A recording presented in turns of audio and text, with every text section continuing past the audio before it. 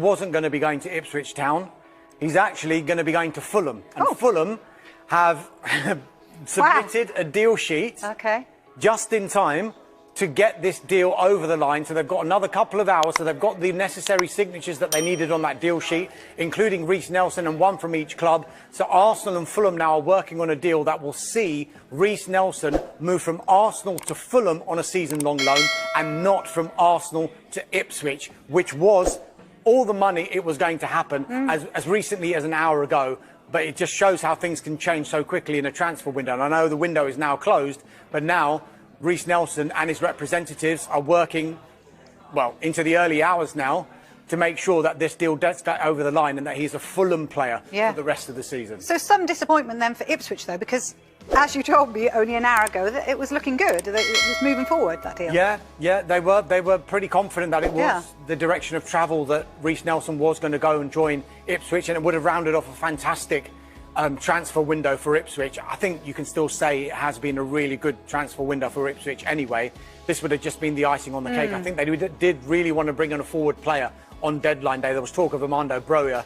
That one, I don't think in the end they decided to go for. They just couldn't agree on a reduction on that obligation fee after the initial deal had fallen through because of an issue with his medical.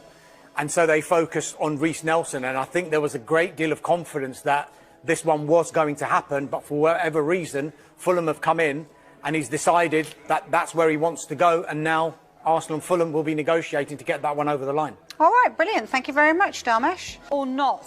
What have you got for us? I think Sir Morrison will be buzzing. I think Crystal Palace fans will be absolutely buzzing. You've waited so long for me to bring you this transfer news this evening. Second deal done of deadline day. Eddie Nketiah is a Crystal Palace player. You have your striker. He signed a 5-year contract at the Eagles. He joins on what is an initial £25 million deal from Arsenal. It could rise to £30 million with add-ons. As I say, a 5-year contract. He wanted first team minutes. He's 25 years of age.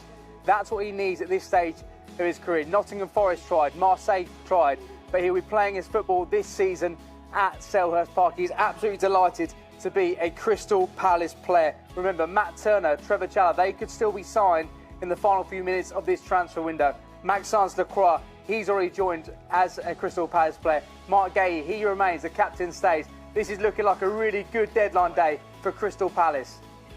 Thank you very much, James. And a man who has worn the shirt at Crystal Palace, the striker himself, is applauding. I think that tells us everything. No, it's a good